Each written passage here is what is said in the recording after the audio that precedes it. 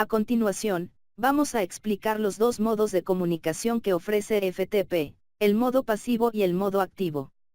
En el modo pasivo, el envío de datos no se realiza directamente por el puerto 20, sino que de forma dinámica se asigna un puerto especial por parte del servidor para la transferencia de archivos. Supongamos que un cliente usa el puerto 1035 de control. Del servidor tenemos los puertos asignados normales 20 para datos y 21 para control. El cliente inicia la comunicación con un mensaje PASF entre los dos puertos de control.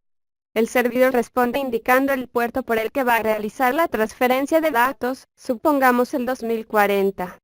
El servidor envía un mensaje donde se informa sobre la dirección de él mismo, junto con el número de puerto.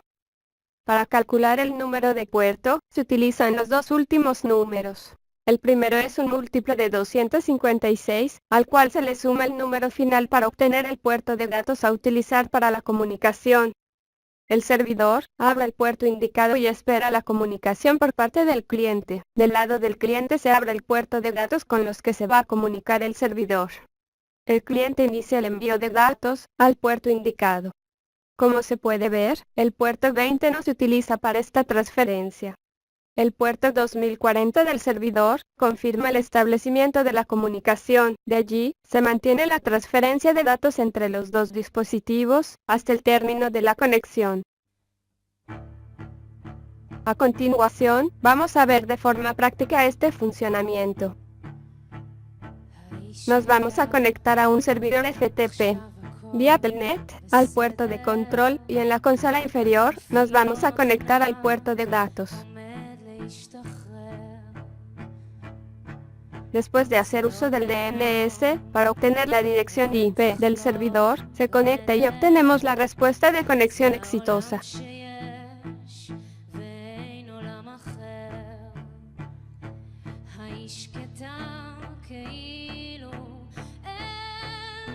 Ahora, enviamos los comandos de usuario y password para autentificar el usuario. Nos responde que la autentificación fue exitosa.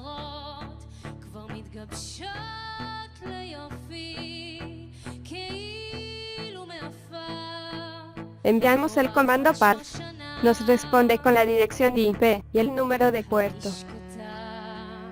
Vemos como la dirección IP coincide con la del servidor. Para obtener el número de puerto, multiplicamos 256 por 101 y le sumamos 146.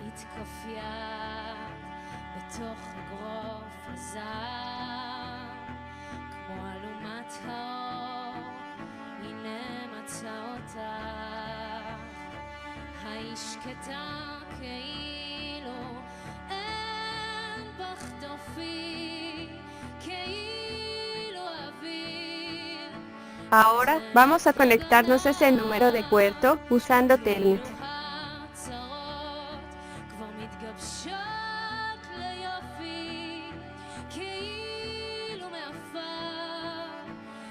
Vemos cómo nos pudimos conectar sin ningún problema. A continuación, listamos los archivos de la carpeta en la que nos encontramos. Nos despliega los archivos disponibles.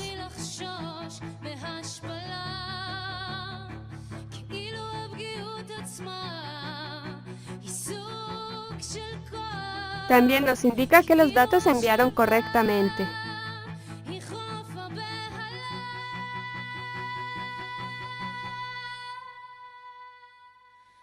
Traigamos un archivo. La conexión se cerró. Para poder continuar, necesitamos volver a abrir la comunicación.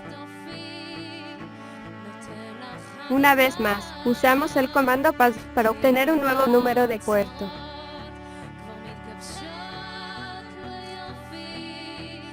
Nos conectamos.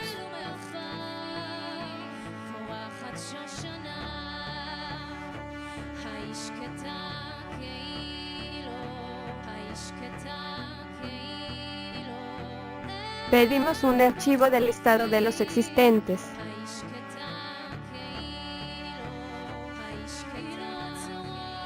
Y nos lo envía por el puerto de datos.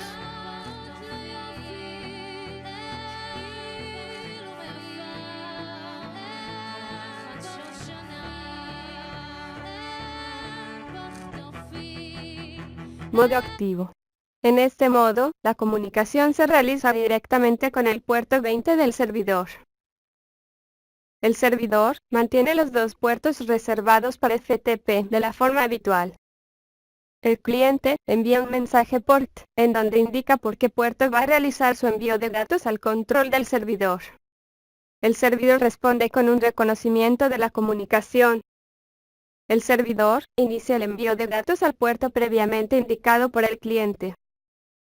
Así continúa el envío de información hasta el término de la comunicación.